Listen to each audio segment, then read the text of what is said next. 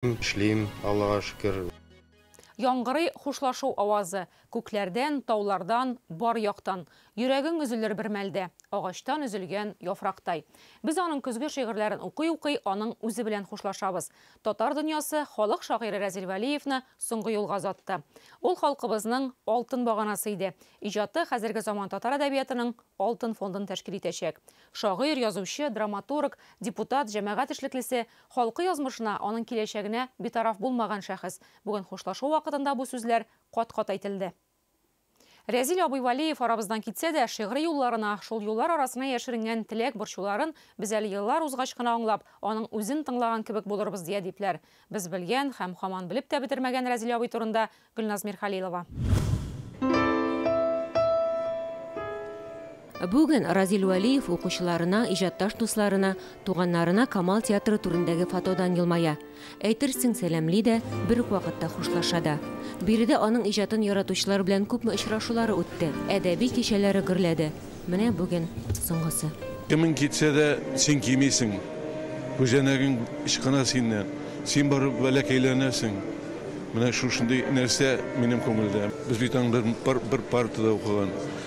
Инде кичкенә чакта ук аның әтисе Исмәгыйль абый, минем әти, партком секретары, алар бергә эшләделәр. Алар бергә булды. Без бергә булдык. Шул хәтле сабыр кеше әле менә сөйләшеп тордык. Ширләгәндә белгертмәде бит. Менә инде мин дускай Австриягә китәм, лечиться пока шунда булам да кайткачтым.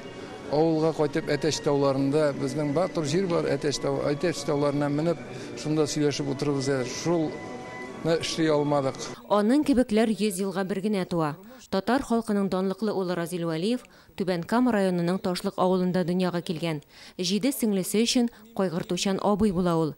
Гаиләдә тәрбияләнгән бу сыйфатын олы тормыш юлына аяк баскач та һәр эшендә юлдаш итә. Разил ага татар милләте өчен җан атып, аның киләчәге турында уйланып, туган телне саклап калу өчен бар көчен куеп яшәде. Ана теле өчен, тарих өчен, гаделлек өчен көрәшкән кеше. Ул көрәшче һәм туры мәгънәсендә дә ул бит сабан туып ятыр. Урыны үзмәктә булсын, бик зур эш эшләде һәм ул аның үзенең Аллаһ Тәгалә тарафыннан биргән талантларын ул ачып бетереп китте. Ул чын мәгънәсендә халыкныкы булды. Шигъри юлларында авыл тормышы, гади кеше язмышы зур урын алган. Туган ягы табигатенә дан җырлый. Карт янки давылдандыр инде, кайрылган, сынган, күтәрелеп килә алсу кояш, җир йөрәге сыман. Ал кояшка таба йөзне тотып, күпме юллар үттем. Дөньяда тик безнең авылдадыр ипи исле төтен. Мәхәббәт турындагы әсәрләре әлеге хисне һәркемнең йөрәгендә кабат уятырлык итеп иҗат ителгән. Бүген иҗатташ дуслары аның кыюлыгын искә алды. Яшь чагында 70 еллар арасында авылда мәчет манарасын куюда башлап бергән кеше совет вакытында, аның өчен сез беләсез, ул вакытта баштан сыйпамыйлар иде. Аңарда кыюлык, җегетлек, татарлык хас иде. Кыю һәм улы йөрәкле булуы белән халык ышанычын яулаган шәхес кешеләрнең мәнфәгатен дәүләт югарылыгында кайгырта һәм яклый алды. Разил Вәлиев 30 елга якын дәүләт советы депутаты булып эшли, 5 чакырылыш рәттән сайлана. Үзенең бөтен тормыш һәм хезмәт юлында Разил Вәлиев телне, милли мәдәни мирасны саклауга барлык көчен куйды. Хезмәттәшләренең һәм киң җәмәгатьчелекнең хөрмәтен яулады. Ватанга мәхәббәт, татар халкының язмышы турындагы тирән фикерләре аның Татарстанның горурлыгы һәм байлыгы булган. Иҗатында ана түгел, законнар чыгарылышчылыгында да ачык чыгылыш тапты. Соңгы 5 елда миңа уның менән бик якын аралашырга туры килде. Һәм ул кешеләр турында бер касанда насар һүзләр әйтмәне, киресенчә яшьтәрде үзенең матур һүзләре белән дәртләндерергә, канат куярга тырышты. Ул улы йөрәкле кеше генә, ихлас кешеләр генә шундай адымга бара ала. Разил агайдың дөньядан китүе безнең өчен, Башкортстан халкы өчен, Башкортстан әдипләре өчен олы югалту. Разил Вәлиев матбугат әһелләре татар телен камил белсен өчен тырышты. Үзе дә татар телевидениесендә тапшырулар эшләде, программаларда белгеч буларак катнашты. 2020 елдан безнең телевидение җитәкчесенең киңәшчесе иде. Шаян ТВның яшь журналистларын үз канаты астына алды. Ул инде бик яратадыр балалар белән шөгыльләнергә. Менә безнең бөтен балалар аны куллары аша узды. Аларны татар телен яратырга, татар сүзен хөрмәт итәргә һәм милләтне яратырга, мәдәниятне яратырга өйрәтте. Ул күп санлы җырлар авторы да. Зинһар өчен кермә төшләремә. Нигә әни, нигә картаясың? Зәңгәр көймә.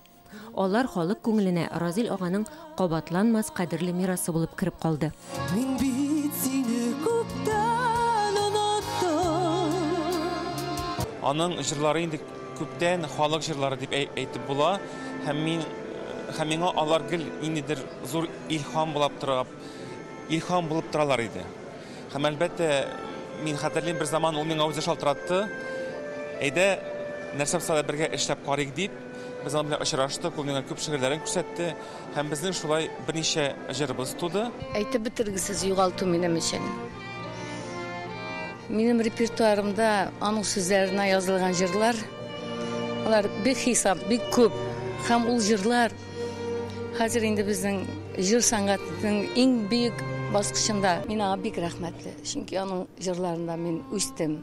Мин халыкка танылдым. Соңгы җырында Венера Ганиева башкара. Яшигәле дигән әсәрен Разил Вәлиев Резида Әхиярова белән иҗат иткән. Ул халык шагыйренең 75 яшьлек юбилеенда яңгырый. Әйдәле шундый шлягер языйк әле дип яздыртты ул миннән.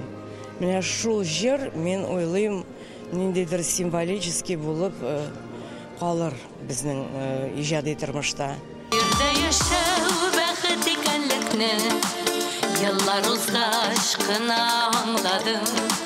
Dünya matur yaşıgalı her şart Dağasında bulup Allah'ını. Жанға yakın dostlar gide tura. Жанға yakın irler gide tura. Ava tura. Halk yüreğine. Sen de halk yüreğine aldın Razil dostumuz. Мәңгілікке, өлімсізлікке, хуш Разил, бәхил бол. Разил Вәлиевны Казанның Курган зиратында җирләделәр. Гөлназ Мирхәлилова, Рәмзил Гарипов, Адымнар.